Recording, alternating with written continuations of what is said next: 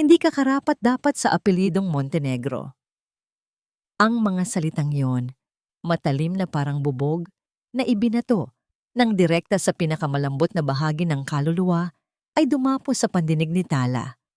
Hindi ito narinig mula sa isang estranghero, kundi mula kay Doña Imelda, ang babaeng itinuring niyang magiging ina. Ang kanyang dila ay naging isang matalim na itak, hindi pinuputol ang pag-asa, kundi ang mismong pagkatao niya. Sa tabi ni Doña Imelda, nakatayo si Marco, ang kanyang minamahal, ang lalaking nagbigay kulay sa kanyang mundo ng mga bulaklak sa dangwa. Ngunit ang labi nito ay nanatiling nakakandado. Ang mga mata nito ay nakatitig sa sahig na tila mas kawili-wili kaysa sa babaeng nililigawan niya sa loob ng 5 taon. Nang bumaba ang matalim na hatol, tanging ang marahang paglagaslas ng ulan mula sa malalaking bintana ng sala ang tanging pumuno sa katahimikan na sumunod. Ang kamay ni Tala, na kanina lang ay maingat na inaayos ang mga talulot ng puting orkidya para sa seremonya, ay biglang nanigas. Ang mga daliri ay humigpit sa hawak ng mamahaling tela ng kanyang damit. Ang dating pagmamahal ay nag-iwan ng isang matinding pilay sa bawat ugat.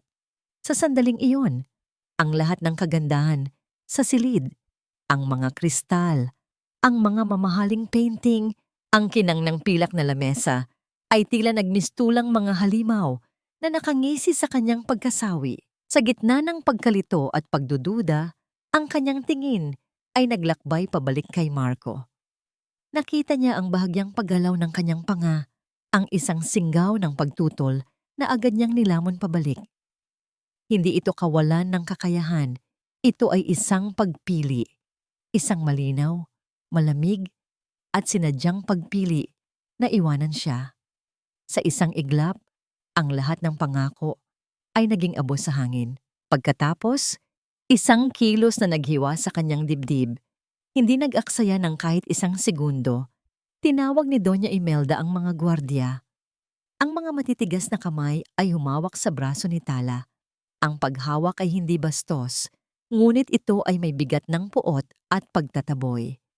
Nang siya ay kaladkarin patungo sa malaking pintuan, ang kanyang mga paa ay tila hindi na sumusunod. Ang pinakahuling imahe bago siya maitulak palabas ay ang pagkasira ng kanyang pangarap. Ang kanyang kamay ay sumubok na abutin si Marco. Ngunit ito ay mabilis na tinaboy ng isa sa mga gwardiya. Ang bawat hibla ng kanyang damit ay tila pinunit ng kanyang sariling pagkabigo. Pagkaapak sa labas, ang malamig at marahas na hampas ng ulan ay sinalubong siya. Hindi na siya umiyak. Ang luha ay tila natuyo na sa loob ng kanyang puso. Ang kanyang mga mata ay nakatingala sa dambuhalang dinto. Ang mga ilaw nito ay tila mga matang nanunuya. Ang dating ulap na nagtatagos sa kanyang kalungkutan ay napawi at sa kanyang paningin, tanging ang liwanag ng mga chandelier ang nanatiling nakakasilaw at mapanukso. Sa ilalim ng malakas na pagbuhos ng tubig, bumulong siya sa hangin, hindi para sa sinuman sa loob, kundi para sa kanyang sarili.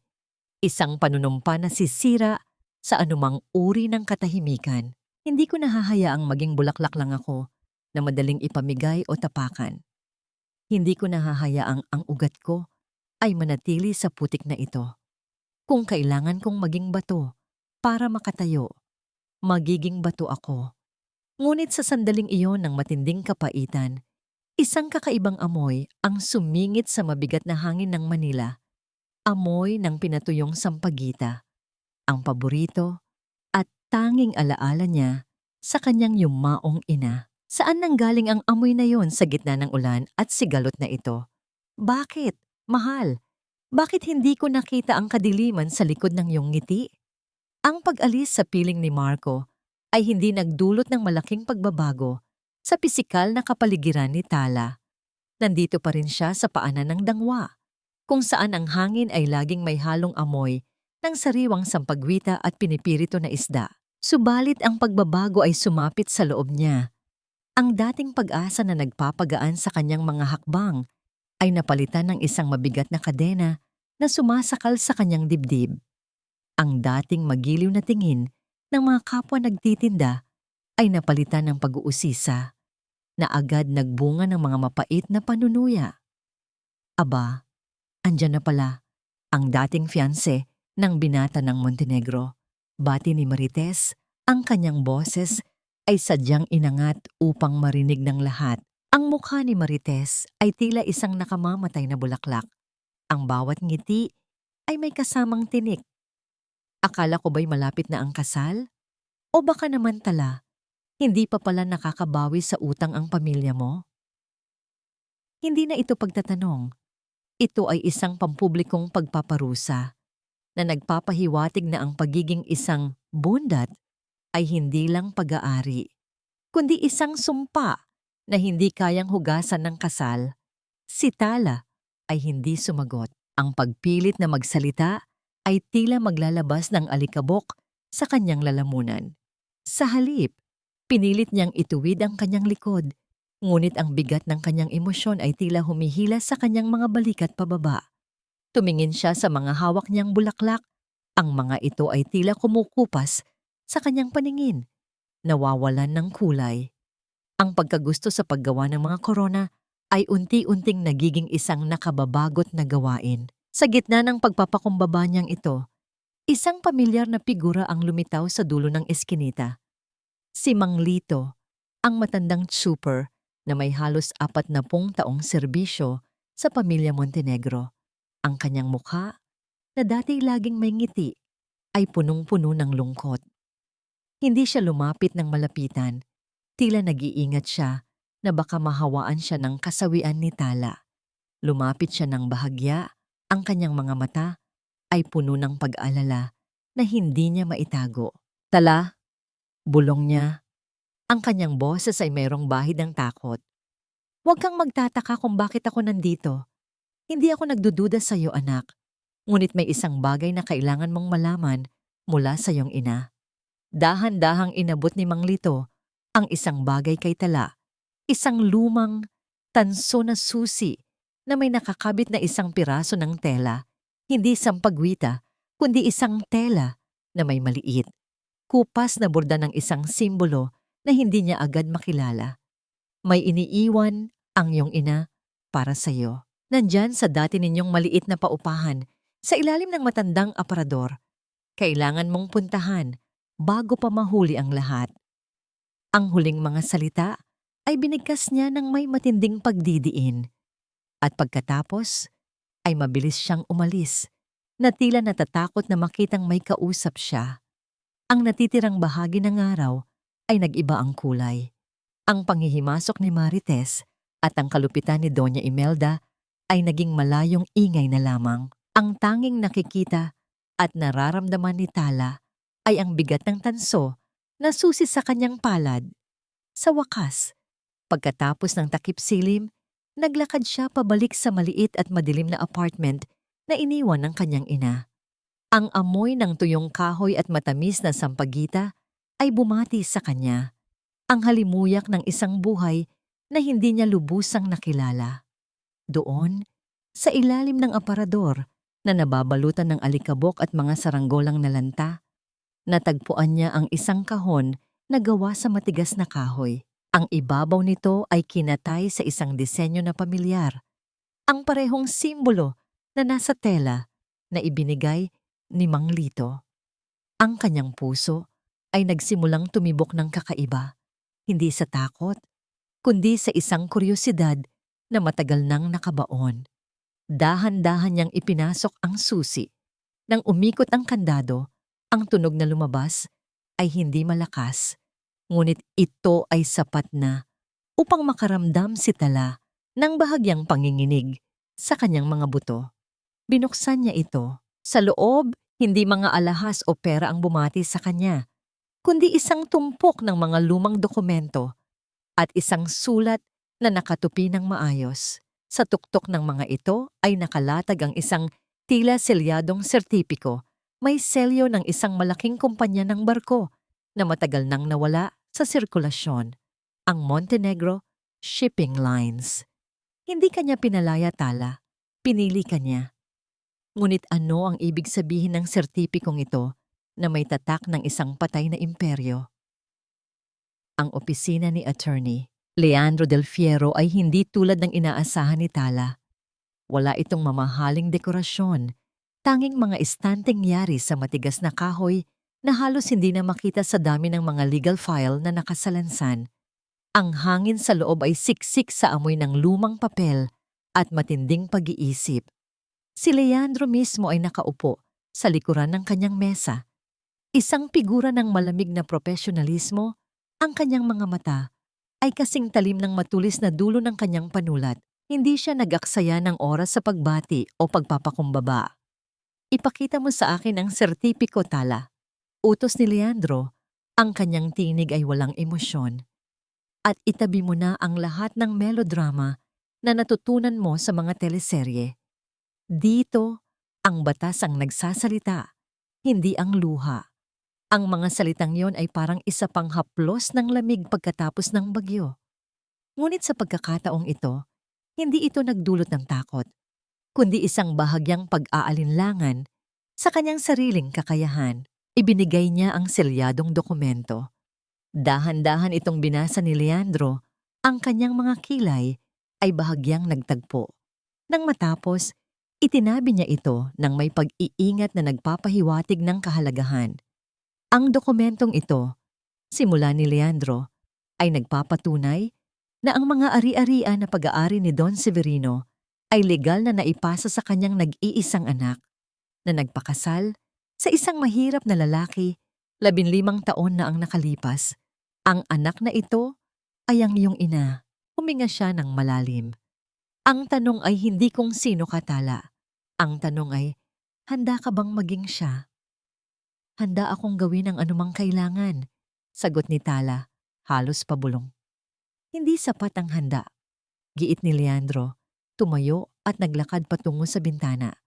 Pinagmamasdan ang trapiko sa labas. Ang pagiging isang Severino ay hindi tungkol sa pera. Ito ay tungkol sa kapangyarihan, at sa kapangyarihan, may kaakibat na responsibilidad na hindi mo kayang bawiin sa isang iglap. Kailangan mong maging matigas, Tala. Kailangan mong kalimutan ang kasanayan mo sa pag-aayos ng mga bulaklak at matutong magtanim ng mga tinik sa iyong pagkatao. Nagsimula ang pagsasanay. Ito ay naging isang pagdurusa na mas matindi pa sa mga sampal ni Doña Imelda, dahil ito ay hindi nagdadala ng pagpapakumbaba, kundi pagpapatigas ng kalooban. Araw-araw, itinuturo ni Leandro sa kanya ang mga ulat pinansyal, ang mga kaso ng pag-aari, ang sining ng negosasyon. Kapag nagkakamali si Tala, hindi siya sinisigawan, ngunit hinahayaan siyang umupo sa isang sulok at muling pag-aralan ang lahat hanggang sa hindi na siya makakita ng anumang pagkakamali. Ang isang pagkakamali mo sa korte ay katumbas ng pagkawala ng bawat pilak na inipon ng mga tao sa dangwa. Pangaral ni Leandro, isang hapon, matapos mahulog ni Tala, ang isang mahalagang kontrata. Ang kanyang pagod ay hindi na pisikal, kundi emosyonal. Sa gabi, sa kanyang maliit na silid, nais niyang umiyak, ngunit parang may nakabara sa kanyang lalamunan. Ang kanyang mga kamay, na dati sanay sa lambot ng talulot, ay ngayon naninigas sa pagpindot sa mga calculator at paghawak sa mga matitigas na aklat. Isang gabi, habang nag-aaral sila ng mga president sa batas ng korporasyon, napansin ni Tala ang isang bagay sa mesa ni Leandro. Isang maliit na litrato nakatago sa ilalim ng isang paperweight na kristal. Hindi ito litrato ng isang kasamahan. Ito ay isang babaeng may ngiti na nagpapaalala kay Tala ng isang alaala na hindi niya malaman kung kanya o hindi. Sino siya? Attorney Del Fiero. Tanong ni Tala. Ang kanyang tinig ay bahagyang nanginginig sa pag-asa na makahanap ng isang kaalyado sa kanyang paghihirap. Agad na kinuha ni Leandro ang litrato, ang kanyang mga kilos ay naging mabilis at depensibo. Ang kanyang malamig na baluti ay pansamantalang nabasag. At sa sandaling iyon, nakita ni Tala ang isang bakas ng parehong sakit na dala niya. Isang kaluluwang nasugatan. Hindi na mahalaga. Sagot niya, ang kanyang boses ay biglang bumalik sa pagiging bato. Wala kang karapatang magtanong tungkol sa personal na buhay ko. Tala, ako ang nagtuturo sa iyo, hindi ako ang naghahanap ng aliw. Bumalik ka sa iyong pag-aaral. Kung hindi mo kayang kontrolin ang iyong kuryosidad, hindi ka magiging Severino. Ngunit ang tanong ay naibato na. Habang nagpapatuloy sa pag-aaral, ang isip ni Tala ay hindi na nakatuon sa batas, kundi sa babaeng nasa litrato. Kung ang taong nagtuturo sa kanya ng pagiging matigas ay may sarili ring sugat, nangangahulugan ba ito na may pag-asa siyang makita ang kanyang sarili sa katapusan ng pagsasanay? Ang balitang kumalat sa dangwa ay mas mabilis pa kaysa sa pagkalat ng apoy sa tuyong damo. Si Tala, ang babaeng pinatalsik, ay bumalik. Ngunit hindi siya bumalik bilang isang nagmamakaawang mangingibig, kundi bilang isang hindi kilalang babae na may matatalim na mata at kasuotang walang bahid ng pagkamahirap. Ang kaganapan ay isang malaking gala sa Makati, isang pagtitipon ng mga tao na dating nagpahiya sa kanya. Nang pumasok si Tala, ang buong bulwagan ay tila huminto sa paghinga. Hindi siya nag-aksaya ng panahon sa pagpapalabas ng kanyang emosyon. Ang kanyang lakad ay kalkulado, ang bawat hakbang ay sumasalamin sa mga aral ni Leandro. Matatag, may layunin, at walang anumang pag-aalinlangan. Ang kanyang kasuotan ay hindi magarbo. Ngunit ang bawat hibla ay nagsasabing siya ay may kakayahan at may pinansyal na suporta na hindi kayang itapat ng Montenegro. Nandoon si Doña Imelda, may ngiting plastik sa kanyang labi, umaasa na makita si Tala na nagpapakita ng takot. Ngunit nang magtama ang kanilang mga mata, isang bagay ang naiiba. Ang dating apoy ng galit sa mata ni Tala ay napalitan ng isang malamig na salamin. "Kamusta ka, Doña Imelda?" Bati ni Tala, ang kanyang Tagalog ay malinaw at may diin. Walang bahid ng Taglish na ginagamit niya sa dangwa. Ang pangalan ni Marco ay hindi niya binanggit. Ang pag-iwas na ito ay mas masakit pa sa isang insulto. Sinubukan ni Doña Imelda na ibalik ang dating laro. "Tala, akala ko ba'y lumayas ka na at hindi na babalik sa aming harapan? Anong ginagawa mo rito? Naghahanap ng isa pang bagay na ninanakaw?" Sa pagkakataong ito, hindi na pinansin ni Tala ang personal na atake. Ang kanyang tingin ay lumipat sa sentro ng bulwagan, kung saan naroon ang mga pinuno ng bangko at ang mga kasosyo sa negosyo ng Montenegro. "Humingi ako ng pahintulot na magbigay ng isang maikling presentasyon tungkol sa kalagayan ng inyong pautang, Ginoong Montenegro," mahinahon niyang sabi. Ang lahat ay nag-usap-usapan. Nagkatinginan si Marco at ang kanyang ama. May bakas ng pag-aalala sa kanilang mukha. Nang umakyat si Tala sa entablado, tila isang arkitekto na nagpapakita ng kanyang plano para sa isang matatag na gusali, siya ay nagpakita ng mga detalyadong talaan. Ipinakita niya ang mga pagkakamali sa pamamahala, ang mga hindi autorisadong pagbili, ang mga dokumentong nagpapakita kung paano paubos na ang mga ari-arian ng Montenegro. Bawat numero na kanyang binanggit ay tila isang matulis na pako na ipinapasok sa kabaong ng pamilya. Nang matapos siya, ang katahimikan ay mas mabigat kaysa dati. Si Doña Imelda ay namumutla na. Ang kanyang mga kamay ay naghahanap ng suporta sa likod ng kanyang upuan. Si Marco, na nakasaksi sa bawat salita, ay tila humihina ang tuhod. Sa panig ng bulwagan, si Marites, na nagmamasid sa lahat mula sa malayo, ay hindi nakatiis sa tagumpay ni Tala. Hindi niya matiis ang ideya na ang dating kaibigan niya ay umangat. Agad siyang lumapit kay Tala habang ito ay bumababa sa entablado at sa isang bulong na puno ng lason, sinabi niya, "Alam ko ang sikreto mo, Tala. Hindi ka kailanman magiging tunay na Severino. Ang nanay mo ay isang takwil at iyan ay hindi mabubura ng kahit anong pera." Ang pag-atake ay mabilis, ngunit ang reaksyon ni Tala ay mas mabilis pa. Huminto siya. Hinawakan ng braso ni Marites. Ang kanyang mga mata ay nag-aapoy ng hindi galit, kundi ng malalim na pagkabigo. Marites, sabi ni Tala. Ang boses niya ay nag-iingat ng isang matinding kalmado na mas nakakatakot kaysa sigaw. Ang nanay ko ay mas marangal kaysa sa sino man sa inyo na nagkukunwaring tama ang buhay dahil lang sa apelyido. At tungkol sa mga sikreto, ikaw ang may mas malaking problema. Huminga ng malalim si Tala. Ang kanyang tinig ay naging mas mababa at mas mapanganib. Narinig ko ang inyong usapan sa kapehan noong nakaraang buwan, Marites. Ang tungkol sa pagbebenta mo ng mga masasamang supply sa mga ospital para lang kumita ng mas malaki. Ang aking abogado, si Attorney Del Fiero, ay mayroon ng kopya ng mga resibo. Huwag mong subukang sirain ako. Sisiguraduhin kong ang bawat pilak na kinita mo sa kasamaan ay maibabalik mo sa mga taong dapat tumanggap nito. Isa kang magnanakaw at ngayon, alam na ng lahat ang tungkol dito. Ang mga mata ni Marites ay nanlaki sa sindak. Ang kanyang mukha ay nagbago mula sa pagiging mapagmataas tungo sa isang imahe ng takot na hindi niya inasahan. Tumalikod si Tala, naglakad palayo, iniwan si Marites na nakatayo roon. Ang kanyang pagkakakilanlan ay nabasag sa harapan ng mga taong dating hinangaan niya. Sa wakas, mayroon siyang nakuhang tagumpay, kahit paunti-unti, at ito ay nagbigay ng isang pamilyar, ngunit kakaibang init sa kanyang kaluluwa.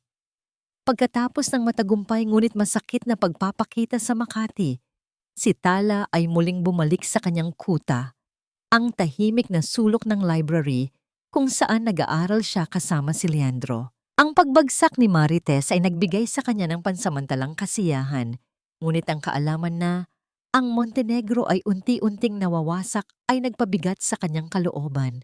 Ito ang kanyang kinamuhian, ang sistemang nagbigay kapangyarihan kay Imelda.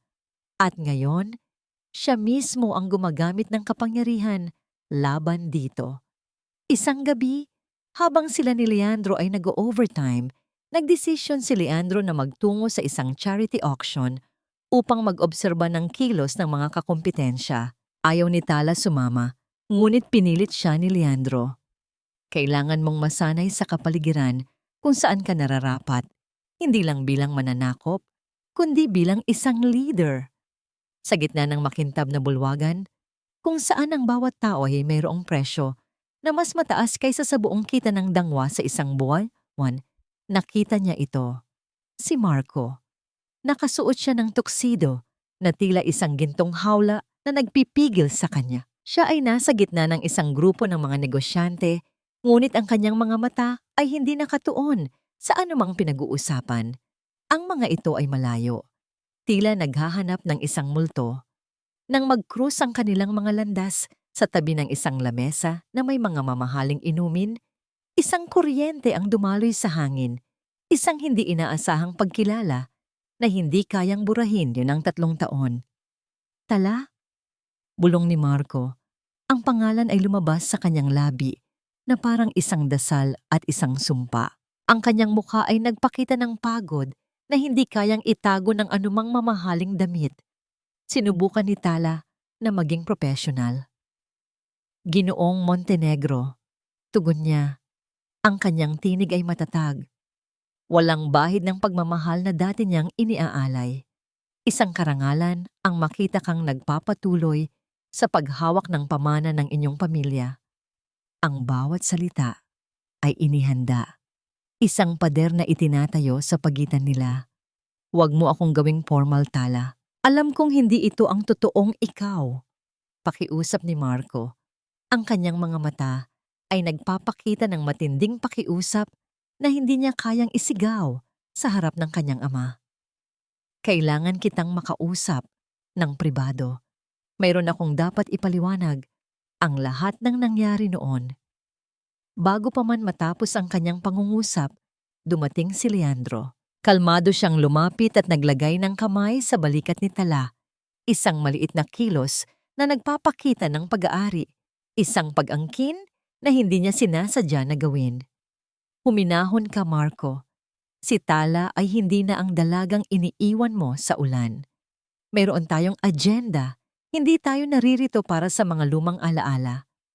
Ang pagkakita kay Leandro na tila nagpoprotekta kay Tala ay tila nagpabagsak sa natitirang dignidad ni Marco. Tumalikod siya. Ang kanyang pag-alis ay mabigat. Ang pagkabigo ay nakaukit sa bawat hakbang. Nang makauwi si Tala, ang kape na kanyang inihanda ay nanatiling hindi nagagalaw. Ang pamilyar na sakit ay bumalik, hindi dahil sa galit, kundi dahil sa pag-asa na muling sumilip sa puso niya nang makita niya ang pagdurusa ni Marco.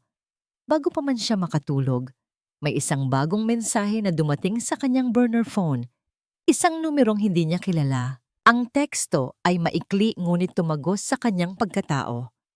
Ang katotohanan ay mas masakit kaysa kasinungalingan. Huwag kang magpabulag. Ang mensaheng iyon ay nagbigay sa kanya ng kaba na hindi pa niya naramdaman noon. Ang pagdududa ay muling sumibol. Kung ang kanyang mga aksyon ay puro pagganti at katarungan, bakit may isang taong nagbabala sa kanya tungkol sa mga kamalian sa kanyang pinagmulan? Ito ba ay paninira lamang? O mayroon pa ring bahagi ng nakaraan na hindi niya nakikita? Ang babala sa kanyang telepono ay nagdulot ng isang malamig na pakiramdam sa loob ni Tala. Ang ideya na maaaring mayroon pang hindi nalalaman sa kanyang pagkatao ay sapat na upang maging sanhi ng kanyang pagkalito. Ngunit sa halip na hayaan itong maging hadlang, ginamit niya ang enerhiya ng pag-aalala upang mag-focus sa kanyang pagsasanay. At sa prosesong ito, ang malamig na baluti ni Leandro ay unti-unting nagpapakita ng mga bitak. Ang susunod na bahagi ng kanilang trabaho ay nangyari sa labas ng mga pader ng opisina. Dinala siya ni Leandro sa isang malawak na lupain na pag-aari ng yumaong Don Severino, mga taniman ng sampagita na inalagaan ng mga matatandang hardinero. Ang lugar ay tahimik, malayo sa ingay ng Maynila. Isang santuwaryo na hindi pa natatagpuan ng mga Montenegro.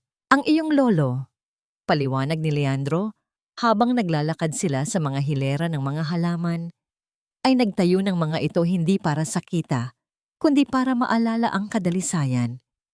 Ito ang kanyang paraan ng paglaban sa polusyon ng mundo. Sa pagkakataong ito, hindi naging matigas si Leandro.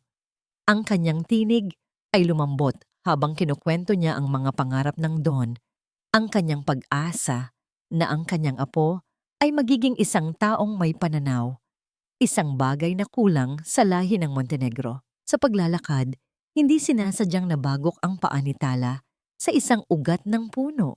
Bago pa man siya makabangon, hawak na siya ni Leandro sa kanyang baywang upang patatagin. Ang sandali ay tumagal ng higit pa kaysa sa kinakailangan. Ang mga labi ni Leandro ay napakalapit sa kanyang sentido. Si Tala ay nakaramdam ng init na hindi nanggagaling sa araw, kundi sa presensya ng lalaking ito na nagpapakita ng disiplina sa labas, ngunit mayroong pag-aalala sa loob. Ang kanyang pulso ay nagsimulang tumibok ng mas mabilis, isang ritmo na matagal nang nawala mula noong umalis siya sa piling ni Marco. Ito ay isang tahimik na pag-uusap ng mga kaluluwa na parehong nasugatan ng kamalian ng iba. Nang makabawi si Tala at humiwalay, pareho silang nag-iwas ng tingin. Ang katahimikan na sumunod ay hindi na nagpapakita ng tensyon sa trabaho, kundi ng isang bagay na mas malalim at mas mapanganib. Ito ang kilig na hindi nagmumula sa matamis na panunuyo, kundi sa pag-asang merong isang matatag na kamay na handang humawak sa iyo ng walang kondisyon. Samantala, sa tahanan ng mga Montenegro, ang mga anino ay humahaba. Si Doña Imelda, dahil sa kanyang pagkamapagmatyag, ay nakakuha ng ulat tungkol sa pagdalo ni Tala sa auction kasama si Leandro. Ang kanyang pagkainis ay nag-umpisa ng magbunga ng pagdududa. Hindi ito tungkol sa pera, ito ay tungkol sa kontrol. Leandro del Fierro, pabulong niyang sinabi sa hangin, habang nakatingin sa isang litrato ng kanyang sarili noong kabataan. Ang batang iyon ay nagtatago ng isang bagay, at ang lalaking iyon ay hindi kailanman naging tapat sa sinuman. Sa isang sulok ng kanyang silid, ang mga gwardiya ni Imelda ay nagsumite ng kanilang ulat. Nakita nila si Marco na nag-iisa sa kanyang kotse pagkatapos ng auction. Ang kanyang ulo ay nakasandal sa manibela. Ang anyo ay nagpapakita ng isang tao na dinudurog ng pagsisisi. Ngunit meron pang isang detalye na hindi nila naibigay sa kanilang amo. Isang bagay na nakita ng isa sa mga tauhan ni Imelda, ngunit hindi niya lubos na naintindihan. Donya, ulat ng gwardiya, nakita po namin si Ginoong Marco na may hawak na isang maliit na hibla ng buhok. Tila ninakaw niya ito mula sa basurahan, malapit sa ginamit na napkin ni Tala. Hindi ito nauunawaan ni Imelda, ngunit ang kilos ay nagpakita ng isang bagay na hindi niya inaasahan. Ang pag-ibig ni Marco ay hindi pa lubusang namamatay. Bagkus ay nagiging isang lihim na pagpapahirap. Isang ngiti ang sumilay sa labi ni Imelda. Kung hindi niya makontrol si Marco sa labas, kontrolado niya ito sa loob. Kailangan niyang gamitin ang tanging sandata na hindi kayang ibigay ni Tala. Ang kanyang nakaraan. Ang araw na yon ay itinakda sa kalendaryo bilang araw ng katapusan para sa pamilya Montenegro. Ngunit para kay Tala, ito ay ang araw ng kanyang pagbabalik sa trono. Ang mga papeles ng pag-aari, ang mga audit, at ang lahat ng ebidensyang inihanda niya sa ilalim ng mahigpit na pagbabantay ni Leandro ay handa na. Ang silid ng konseho ay masikip at formal. Ang mga matataas na opisyal ng Montenegro ay nakaupo, nag-aabang sa kung anong uri ng bangungot ang dadalhin ng bagong investor na ito. Si Doña Imelda, na nakabawi na sa kanyang putlang mukha mula sa gala, ay pumasok na merong isang tila hindi masisirang aura ng autoridad. Sino ba ang nagbigay sa inyo ng karapatang magsalita sa mga usaping ito? Tila inis na tanong ni Imelda sa mga miyembro ng konseho bago pa man makapag-umpisa si Tala. Ito ay isang pribadong pagpupulong ng pamilya. Hindi na ito pag-aari ng pamilya, Doña Imelda. Ang tinig ni Tala ay umalingaw-ngaw, mas malakas at mas matatag kaysa sa anumang inaasahan nila. Nakatayo siya sa gitna, hindi nagpapakita ng paggalang sa pag-upo ng matandang babae. Ang kanyang damit ay hindi ang panggala ng nakaraan. Ito ay isang istilong power suit na nagpapakita ng autoridad at hindi kayang butas-butasin ng anumang salita. Ako si Tala Severino, patuloy niya, at ako ang kinatawan ng mga bangko na hawak ang inyong mga utang na lampas na sa 4 bilyong piso. Kailangan nating pag-usapan ang inyong assets. Ang katotohanan ay tumama sa lahat na parang isang malaking, hindi nakikitang pader. Si Marco, na nakaupo sa tabi ng kanyang ama, ay tila natuyo ang lahat ng dugo sa kanyang katawan. Ang kanyang mga mata ay nakapako kay Tala. Nakikita ang babaeng kinalimutan niya. At sa parehong oras, ang babaeng hindi niya kailanman lubos na nakilala. Nang subukan ni Imelda na hamakin si Tala, ang kanyang mga salita ay naging mas mahaba at mas tuso. Tingnan niyo ang babaeng ito. Galing sa putik, at ngayon, gusto niyang magpanggap na mas matalino pa sa mga taong nagpalaki sa kanya. Ano, Tala? Bumalik ka para magpakita ng kaunting utang na loob? Huwag mong gamitin ang aming pera para itago ang iyong ambisyon. Ngumiti si Tala, isang ngiting walang kagalakan. Utang na loob? Ang utang na loob na binayaran ko ay ang 5 taon ng aking buhay na inilaan ko sa inyo. Ngayon, Donya, hayaan ninyong ipaliwanag ko kung paano ninyo ito binayaran pabalik. Humarap si Tala sa pangunahing screen at dito nagsimula ang kanyang paglilitis. Hindi niya inatake ang pagkalugi. Inatake niya ang moralidad. Ipinakita niya ang mga ledger na nagpapakita ng malalaking halaga na inilipat mula sa Montenegro Foundation for Orphan Children patungo sa mga pribadong account na may pirma ni Imelda na ginamit para sa mga pustahan sa ilegal na sabungan at mga high-stakes poker game. Ito po mga Ginoo, sabi ni Tala. Ang kanyang tinig ay nagpapakita ng pagkasuklam. Ang inyong mapagkalingang donya ay hindi naglaan ng pondo para sa mga ulila. Ginamit niya ang mga ito upang pondohan ang kanyang bisyo. Ito po ay hindi lang pagkabangkarote. Ito ay pandaraya at pagnanakaw sa mga walang laban. Ang kaguluhan ay sumiklab. Ang mga opisyal ay nagsimulang magbulungan. Ang ilan ay agad na tumingin sa kanilang mga abogado. Si Imelda, na ngayon ay hindi na kayang magsalita, ay nanginginig sa galit. Si Marco ang unang gumalaw. Hindi niya kayang tanggapin ang ebidensya na nagpapakita ng kawalang awa ng kanyang ina sa mga bata. Ang kanyang pag-aalinlangan ay biglang napalitan ng isang matinding pagkasuklam. Tumayo siya, ang kanyang muka ay maputla, at lumapit siya sa kanyang ina. Ina, bakit mo ginawa ito? Ang pondo para sa mga bata. Ang pangako natin kay Lolo. Ang boses ni Marco ay nagpakita ng isang uri ng sakit na hindi pa nakikita ni Tala. Ang sakit ng isang anak na natuklasan na ang kanyang ina ay isang halimaw. Sinubukan ni Imelda na kumapit sa kanyang anak. Marco, anak, makinig ka sa akin. Ito ay paninira lamang. Ang mga numerong yan ay hindi totoo. Sino ang nagbigay ng mga ito sa kanya? Dapat ay alam mo ang katotohanan. Nang sinubukan ni Imelda na hatakin ang manggas ni Marco, doon naganap ang sandali ng pinakamataas na tensyon. Tumingin si Marco sa kanyang ina, at sa kauna-unahang pagkakataon, nakita ni Tala ang tunay na Marco. Isang lalaki na napagod sa pagiging alipin ng kanyang ina. Sa gitna ng gulo, isang opisyal ng pulisya ang pumasok na may dalang mga papeles ng warrant of arrest para kay Doña Imelda. Ang karma ay hindi na naghintay. Nang makita ito, tumalikod si Tala. Ang tagumpay ay hindi nagdulot ng kagalakan, kundi isang malaking bakanteng espasyo sa kanyang puso. Ang isang bahagi niya ay nais na yakapin si Marco dahil sa wakas ay pinili niya ang tama. Ngunit ang kabilang bahagi ay sumisigaw na huli na ang lahat. Ang kanyang mga mata ay naghahanap kay Leandro sa gilid ng silid. Tahimik itong nakatayo. Ang kanyang ekspresyon ay isang halo ng paghanga at pag-aalala. Nang lumabas ang mga pulis na may kaladkad na si Imelda, si Marco ay nakatayo pa rin, tulala.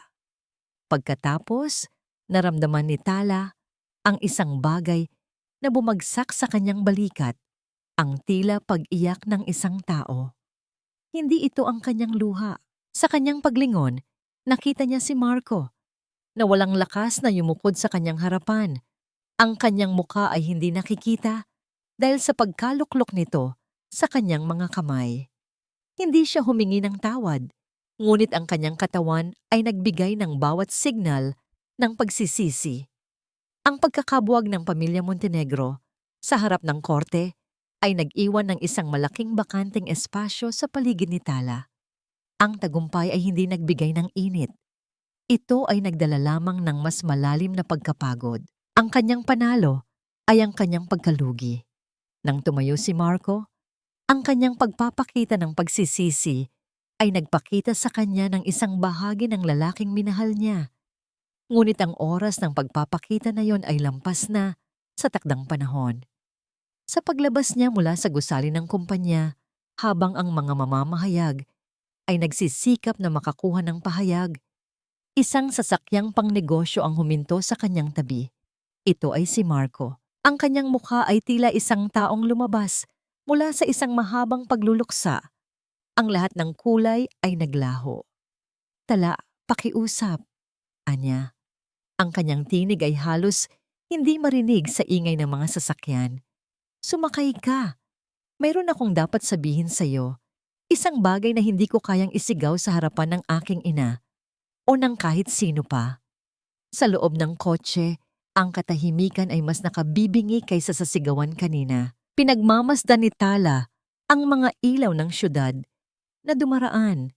Ang bawat liwanag ay tila isang alaala na nagpapasakit sa kanyang kasalukuyan. Bakit mo hinayaan, Marco? Bakit hinayaan mo siyang sirain ako sa harap ng lahat? Kung mahal mo ako, kahit isang salita lang, isang pagtutol, ay sapat na para mabuhay ako. Tanong ni Tala, hindi nagagalit. Ngunit may isang kalungkutan na nagpapahiwatig ng huling paglisan. Nagbago ang ekspresyon ni Marco. Ang pagdurusa ay nagbigay daan sa isang matinding takot na ipinaliwanag niya ng may pilipit na tinig. Hindi ko alam kung paano ka mamumuhay ngayon, Tala. Dahil sa mga salitang sasabihin ko. Noong araw na yon, hindi lang ako natakot para sa ating kasal. Natakot ako para sa buhay ng kapatid mo. Napatigil si Tala. Ang kanyang hininga ay huminto sa kanyang dibdib. Anong ibig mong sabihin, kapatid ko? Wala akong kapatid na babae. Meron, mariing sagot ni Marco. Siya si Luna, ang iyong twin sister. Nalaman ito ni Inay sa pamamagitan ng isang lumang sulat. Alam niyang mayroon kang kakambal na ipinanganak bago ka pa man umalis sa dangwa kasama ng iyong ina. Nagbanta si Inay na kung sasabihin ko ang katotohanan o kung ipagtatanggol kita, papatayin niya si Luna. Ipinakita niya sa akin ang isang litrato ni Luna na hawak ng isang estranghero. Sinabi niya, piliin mo, Marco, ang pag-ibig na pansamantala o ang buhay ng tunay mong pamilya. Pamilya ko, Tala. Ang aking mga magulang, sila ang lahat ng meron ako. Ang impormasyong ito ay parang isang malamig na tubig na ibinuhos sa isang sugat. Ang pagtataksil na kanyang naranasan ay biglang nagkaroon ng isang mas malalim at mas kakilakilabot na anyo. Hindi lang siya ang biktima. Ang kanyang nawawalang kapatid ay ang kabayaran. Lumitaw ang isang pagnanais na yakapin si Marco na humihingi ng pag-unawa sa kanyang kahinaan, ngunit ang mga salita ni Leandro ay tumatakbo sa kanyang isipan. Ang pagmamahal ay hindi sakripisyo. Ito ay pagpili. Bakit ngayon mo lang sinabi? Tanong ni Tala. Ang kanyang boses ay basag. Dahil ngayon lang ako nagkaroon ng lakas na mawala ang lahat. Kasama ka. Ngayon lang ako handang harapin ang sumpa ng aking ina. Pero huli na ba? Tanong ni Marco. Ang luha ay nagsimulang tumulo sa kanyang pisngi na naglalabnaw sa anumang dignidad na natitira. Sa sandaling iyon, isang sasakyan ang huminto sa labas ng kotse ni Marco. Bumaba si Leandro. Ang kanyang ekspresyon ay walang emosyon, ngunit ang kanyang presensya ay nagsilbing isang pader sa pagitan ng dalawang dating magkasintahan. Tapos na ang paglilinaw. Malumanay na sabi ni Leandro, tumingin kay Tala. Tala, kailangan na nating umalis. Ang usapin tungkol kay Luna ay dapat nating alamin, ngunit hindi ito ang oras para magpatawad o manghukom. Lumingon si Tala kay Marco sa huling pagkakataon. Ang lalaking nasa harapan niya ay isang lalaking may malaking pagsisisi, ngunit ang kanyang hindi pag-aksyon noon ay lumikha ng isang agwat na hindi kayang punan ng luha. Ang pag-ibig ay nanatili, ngunit ito ay isang lason na ngayon ay kailangan niyang ilabas sa kanyang sistema. Hindi ko na kaya, Marco. Bulong ni Tala. Ang sakit ay nagbigay daan sa isang nakakapagod na pagtanggap. Kailangan ko nang maghilom. At hindi ko kayang maghilom habang nasa tabi mo ako, Ak. Ang aking nakaraan ay kailangan kong itapon upang makita ko ang aking kinabukasan. Bumaba siya ng sasakyan. Hindi siya lumingon. Naglakad siya patungo kay Leandro, na tahimik na nagbukas ng pinto para sa kanya. Ang huling tingin niya kay Marco ay hindi galit, kundi isang malalim na pagpapasalamat sa mga alaala. At isang pangwakas na paalam sa pag-ibig na hindi naglakas loob na lumaban. Ang paglayo ni Tala mula kay Marco ay hindi pagtalikod, kundi paghahanap ng sariling hangin upang makahinga. Hangin na hindi mabigat sa takot at panghihinayang. Kasama si Leandro, ang kanilang pagtuon ay lumipat na mula sa pagpaparusa patungo sa pagpapalaya. Ang pagpapalaya kay Tala mula sa anino ng Montenegro. Ngunit hindi pa tapos ang laban. Ang susunod na hakbang ay ang pagpapakita ng tunay na kapangyarihan ng Severino, isang kapangyarihan na matagal nang nakatago sa ilalim ng mga papeles ng utang. Isang linggo pagkatapos ng paglilitis sa konseho, inihayag ni Tala na siya ang magiging pangunahing mamumuhunan na magliligtas sa Montenegro mula sa pagkalugi. Ang lahat ay nag-aakala na ito ay isang corporate takeover na simpleng nagpapalit ng may-ari. Si Doña Imelda, na ngayon ay nasa ilalim ng masusing pagbabantay ng mga awtoridad, ay pilit pa ring nagpapakita ng pagmamataas mula sa kanyang tahanan. Umaasa na ang kanyang anak na si Marco ay makikialam. Si Marco ang magpapatakbo sa kumpanya. Mariing pahayag ni Imelda sa kanyang mga natitirang tauhan. Hindi niya hahayaang kunin ng isang upstart ang lahat ng ipinaglaban ng kanyang ama. Sa wakas, dumating ang araw ng formal na pag-sign ng mga papeles. Ang silid ng boardroom ay ginawa nilang isang entablado para sa huling pagtatanghal ni Tala. Si Marco ay naroon. Ang kanyang mukha ay tila isang maskara ng kalungkutan, ngunit nag-aalok ng isang matatag na suporta sa kanyang ama.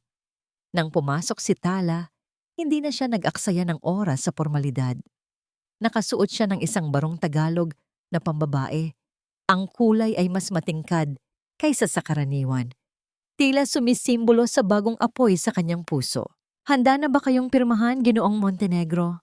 Tanong ni Tala. Ang kanyang tinig ay may awtoridad na pumipilit sa pagsunod. "Oo, basta't hindi mo ipapalabas ang mga kaso ng aking ina," sagot ng ama ni Marco. Ang pag-asa ay nananabik sa kanyang boses. Ngumiti si Tala, ngunit ang nangiting iyon ay hindi nagbigay ng anumang init. "Bakit ko gagawin iyon? Ang pagpaparusa sa inyong ina ay personal na gawain ko. Ngunit ang pagpapanatili sa inyo sa kumpanya ay isang desisyon sa negosyo." Inilabas ni Tala ang isang bagong folder, mas makapal at mas mabigat kaysa sa nauna. "Bago natin pirmahan ang utang, gusto kong ipakita sa inyo ang isa pang aspeto ng inyong pamana." Ipinakita niya ang mga litrato, hindi ng mga bank statement, kundi ng mga record ng mga investment na ginawa ni Doña Imelda sa nakaraang 10 taon na nagpapalit ng mga collateral ng kumpanya sa mga pribadong holding company na wala namang pinanggalingan kundi ang mga bulsa ng mga ulila. Ito ang coup de grace. Ang mga pondo na inilipat ninyo para sa sugal, Ginoong Montenegro, ay nagmula sa mga pondo ng inyong ina. Hindi lamang siya nagpasaway, siya ay naging mapanganib. At alam ko na may bahagi kayong hindi nakialam dahil natakot kayo sa kanyang kapangyarihan. Tumingin si Tala diretso kay Marco. Ang utang ng Montenegro ay hindi lamang tungkol sa pera. Ito ay tungkol sa pag-aalis ng isang cancer sa sistemang ito. Sa sandaling iyon, bumukas ang pinto ng boardroom. Nakatayo doon si Doña Imelda. Ang kanyang mga mata ay namumula. Ngunit ang kanyang tindig ay tila pinilit. Narinig niya ang huling bahagi ng pahayag ni Tala. "Wala kang karapatang pag-usapan ng aking ina." Sigaw ni Imelda. Ang kanyang tinig ay nagdadala ng karaniwang awtoridad. "Meron akong karapatan, Donya," kalmadong sagot ni Tala. "Dahil alam ko ang isang bagay na hindi mo alam. Ang iyong mga illegal na transaction ay nire-record ko sa loob ng 1 taon bago ko pa man sila sinimulan na isumbong. At ang taong nagbigay sa akin ng access sa iyong mga personal na files ay ang taong pinagkakatiwalaan mong pinakamalapit sa iyo." Bumaling si Tala kay Marco. "Hindi ka nagpili ng pera kaysa sa akin, Marco. Pinili mo ang iyong ina dahil sa takot. Ngunit ang katotohanan ay, hindi lamang ako ang sinira niya. Pinipilit kanyang maging biktima din ng kanyang kasakiman. Ang mga ebidensyang ito ay maglalagay sa iyo sa panganib. Ngunit ngayon, hindi na ako ang magpapasya. Ang hustisya ng batas na ito ang gagawa." Ang mukha ni Imelda ay nagpakita ng ganap na pagkatalo. Ang kanyang dating kapangyarihan ay naglaho, napalitan ng purong sindak. Nang ipasok ng mga opisyal ng pulisya si Imelda, ang tanging nakikita ni Tala ay ang pagbagsak ng isang diktador. Sa gitna ng kaguluhan, Isang maliit na sobre ang ipinasa sa kamay ni Tala ng isang kawani. Isang sulat na galing sa kampo ng mga abogado ni Don Severino. Hindi ito tungkol sa pera. Nang umalis si Doña Imelda, ang kanyang tinig ay naging isang anino na lamang ng dati niyang sigaw. Ang mga opisyal ay nagsimulang magbalot ng kanilang mga gamit at ang silid ng boardroom ay unti-unting naalis ang tensyon. Napalitan ng isang mabigat na katahimikan ng paghihintay. Sa sulok, si Marco ay nanatiling nakatayo. Tila pinag-isa ng kanyang ama at ng kanyang mga kawani. Ngunit ang kanyang paningin ay nakatuon lamang kay Tala. Hindi pa ito tapos, Tala. Ang boses ni Marco ay nanginginig ng marahan. Tumingin siya kay Leandro na tahimik na nag-aayos ng mga papeles at pagkatapos ay ibinalik ang tingin kay Tala na may matinding pagmamakaawa. Pwede ba tayong mag-usap sandali bago ka umalis sa lugar na ito? Sa buhay ko? Sumunod si Tala sa kanya sa isang pribadong opisina sa Gusali, isang lugar na dati nilang tinutuluyan para sa mga lihim na pagtatagpo.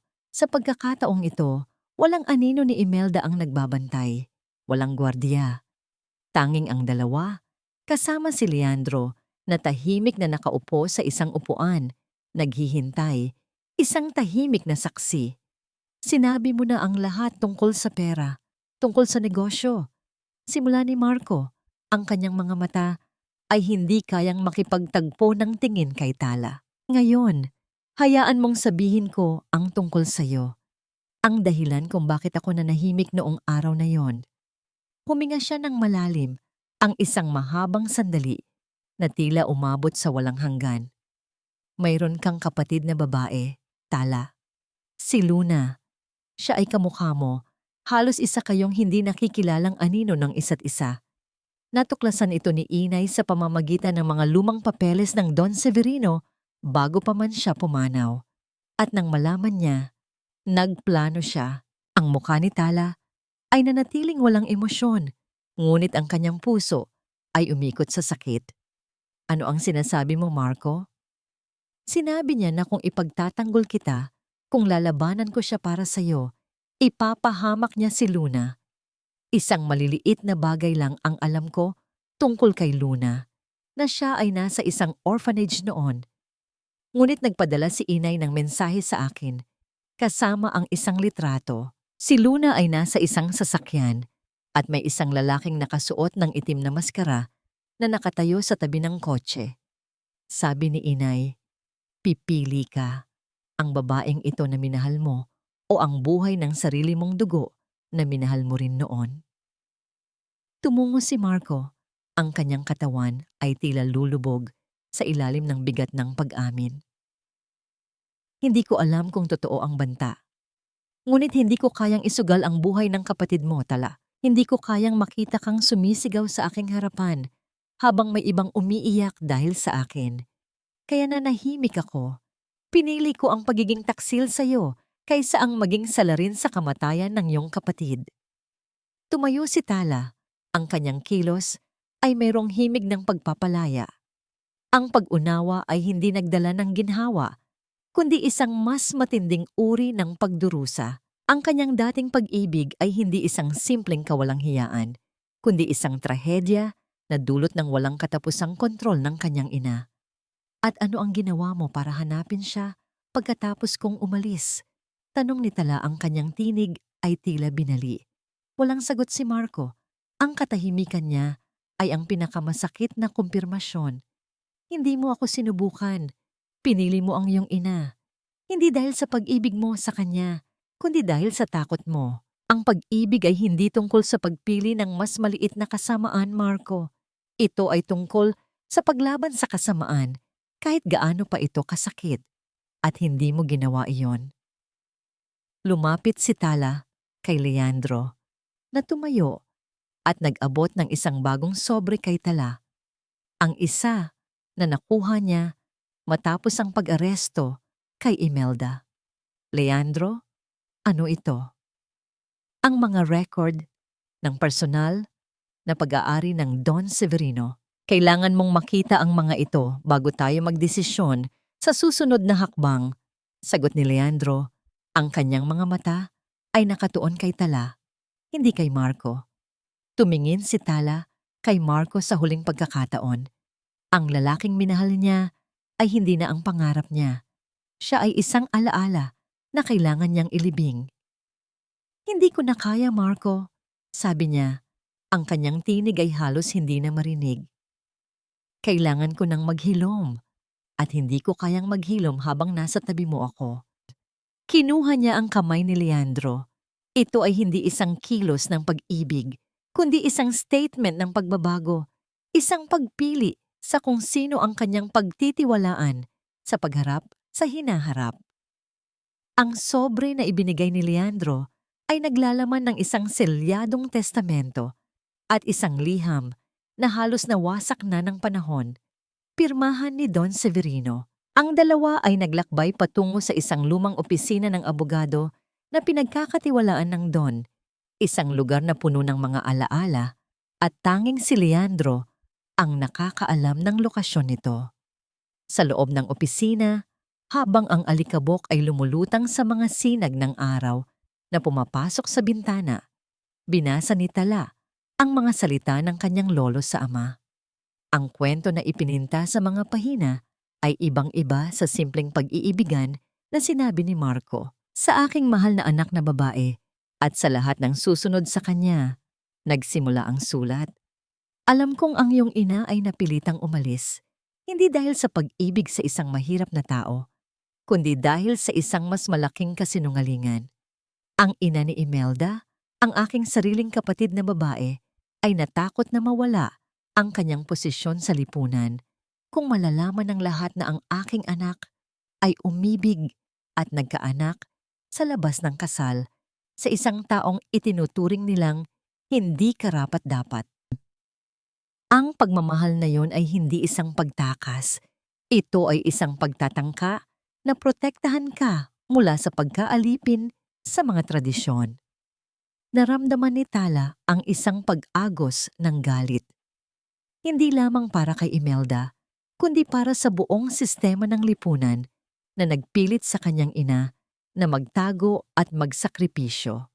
Ang lahat ng ito ay tungkol sa karangalan at status, ang dalawang salita na ginamit ng Montenegro upang sirain ang lahat.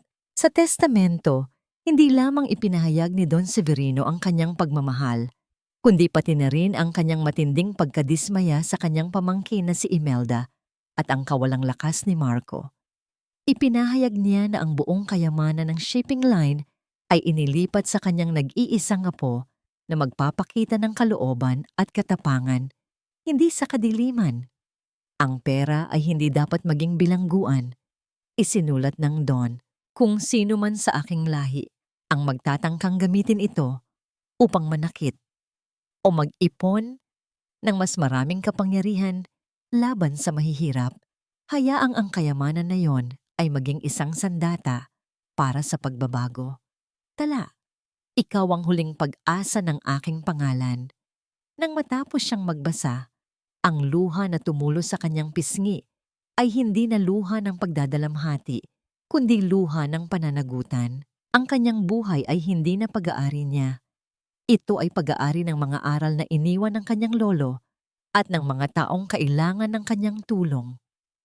Kaya pala, mahinang sabi ni Tala, tumingin kay Leandro. Kaya pala, napakadaling kunin ni Imelda ang lahat dahil hindi niya ito pinaghirapan at hindi rin naman talaga niya pag-aari. Tumingin si Leandro sa kanya ng may paghanga na ngayon ay hindi na maitago. Ang kanyang mga mata ay hindi na malamig. Sila ay nagpapakita ng isang malalim na pag-unawa at respeto. Hindi ka nagkamali sa pagpili na ibalik ang hustisya, Tala. Ang pag-aari mo ang magiging instrumento ng pagbabago. Ngayon, ano ang gagawin mo sa dambuhalang ito na hawak mo? Ang tanong na ito ay nagdala sa kanila pabalik sa pangunahing tungkulin, ang kapalaran ng Montenegro.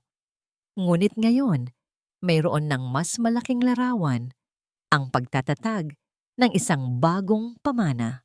Kailangan ko munang makita si Luna, maring sabi ni Tala. Hahanapin namin siya. Ngunit bago iyon, kailangan kong magbigay ng isang bagay na magpapakita sa kanila na ang aking pagbabalik ay hindi paghihiganti, kundi isang pagbabago ng diwa.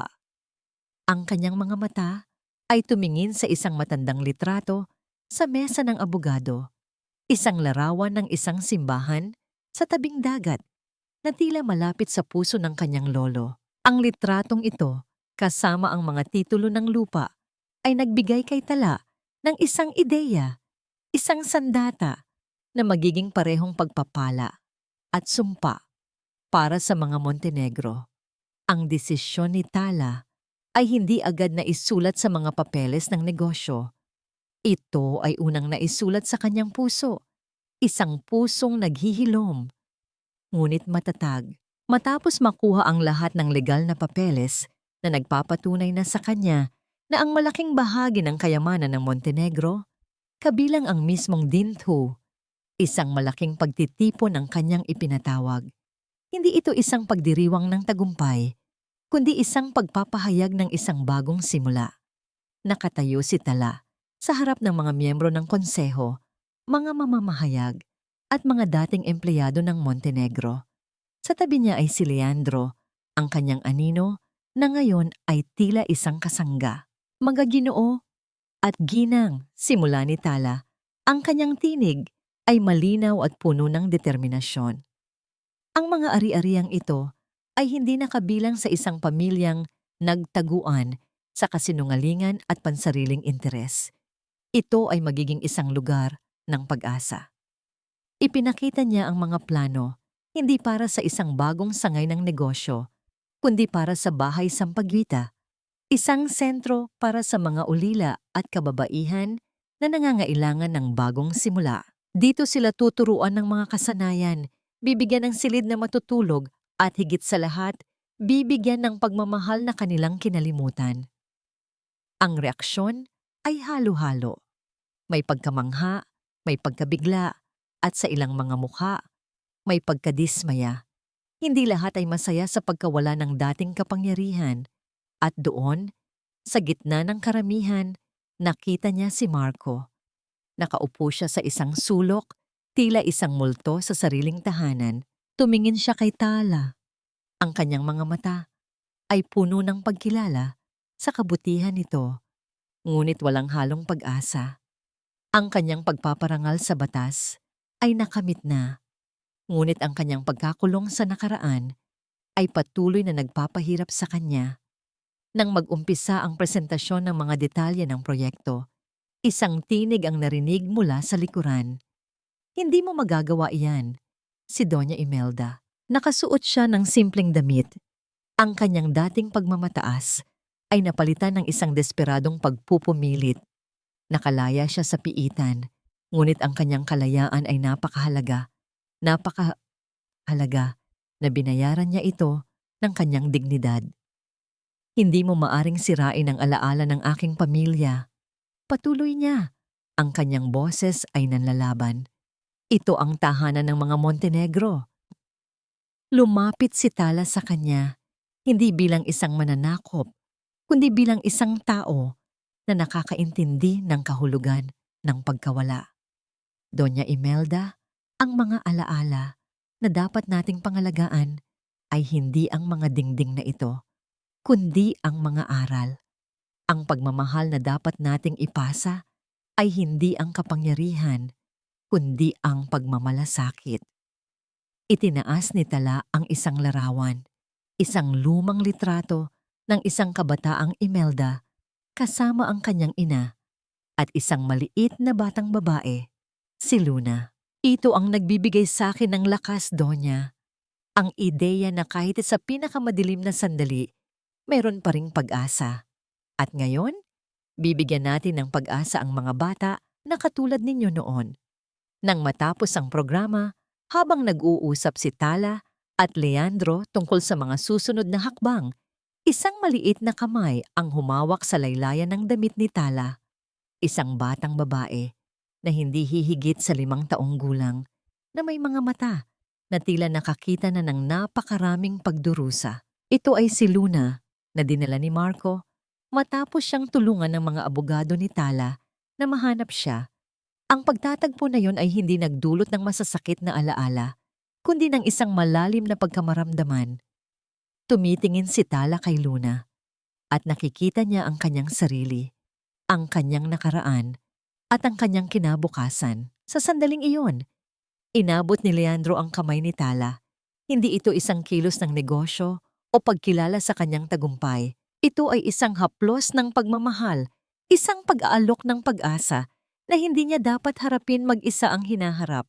Huwag mong hayaang ang hamon ng nakaraan ay pumigil sa pag-usbong ng bagong umaga, sabi ni Leandro. Ang kanyang tinig ay mayroong pangako. Ngumiti si Tala, isang tunay na ngiti na nagmula sa puso. Hindi pa man lubos na nawala ang mga peklat, ngunit sa tabi ni Leandro, sa gitna ng mga bulaklak na sampagitan na nagsisimulang mamulaklak sa hardin ng kanilang bagong buhay, natagpuan niya ang pag-asa. Ang kanyang paglalakbay ay hindi pa tapos, ngunit ang pinakamahirap na bahagi ay natapos na. Ang paghihiganti ay nagbunga ng pagpapatawad at ang nawalang tatak ng Severino ay nabuo muli. Hindi sa ginto, kundi sa puso. Ang mga taon ay lumipas na, parang ang mga bulaklak na mabilis mamukadkad at malantas sa init ng araw. Ngunit ang mga pundasyon na itinayo ni Tala sa bahay Sampaguita ay nanatiling matatag. Ang dating dinto ng mga Montenegro na dating sumasalamin sa kasakiman at pagpapanggap ay ngayon ay puno ng mga tawa ng mga bata at ang tahimik na sigla ng mga kababaihang natututo ng bagong buhay. Si Tala Severino, hindi na ang naghihiganting babae mula sa dangwa, kundi ang ina ng maraming anak at ang haligi ng isang komunidad ay nakatayo sa hardin. Ang kanyang mga mata ay nakatuon sa malawak na bukid ng Sampaguita na kanyang inalagaan. Ang mga bulaklak na ito, na dating simbolo ng kanyang pagdurusa, ay ngayon ay nagpapahiwatig ng pag-asa at pagbabago. Nahanap niya ang kanyang nawawalang kapatid, si Luna, hindi bilang isang biktima ng nakaraan, kundi bilang isang batang puno ng buhay na nangangailangan ng pagmamahal at gabay. Ang kanilang pag-iisa ay hindi nagpatigil sa luha, kundi nagbigay daan sa isang bagong kabanata ng pag-asa at pagpapalitan ng mga alaala. Si Luna, na pinalaki sa isang simpleng kapaligiran matapos ang ilang taon sa pangangalaga ni Leandro, ay naging isang masayahing kasama ni Tala. Ang kanyang presensya ay nagbigay ng liwanag sa buhay ni Tala na dati nababalot ng kadiliman. Si Leandro ay nanatiling kanyang gabay at kasama. Ang kanilang pagmamahalan ay hindi umusbong mula sa apoy ng paghihiganti, kundi mula sa malalim na pag-unawa at pagpapatawad. Sila ay naging dalawang sugatang kaluluwa na naghilom sa piling ng isa't isa, na nagpatunay na ang pag-ibig ay hindi laging nagsisimula sa simula. Minsan ay nagsisimula ito sa gitna ng isang malaking pagkasira. Ang kanilang relasyon ay tapat, suportado ng paggalang sa bawat isa, at sa mga aral na natutunan nila mula sa kanilang nakaraan.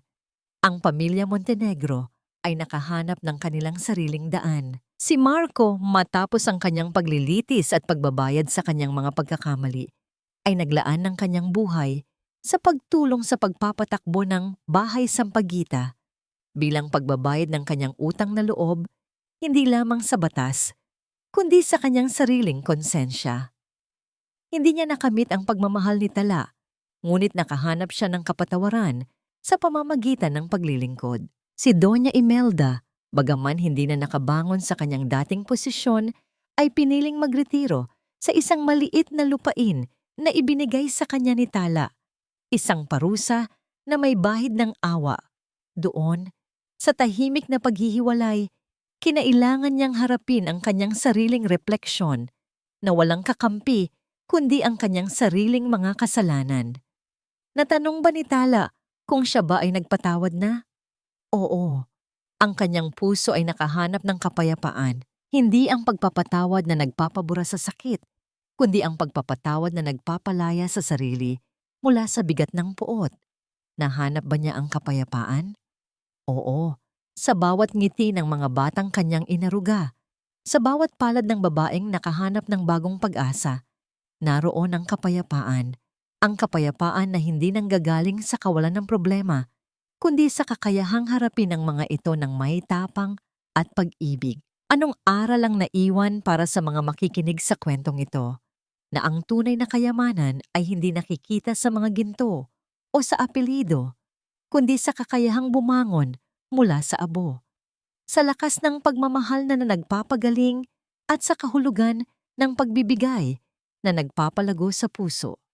Ang pinakamagandang paghihiganti ay hindi ang pagbagsak ng kaaway, kundi ang pagbuo ng isang mas magandang mundo mula sa mga guho ng nakaraan. Ang kwento ni Tala ay nagpatunay na kahit ang pinakamalalim na sugat ay maaaring maghilom at ang pinakamadilim na gabi ay palaging susundan ng bukang liwayway.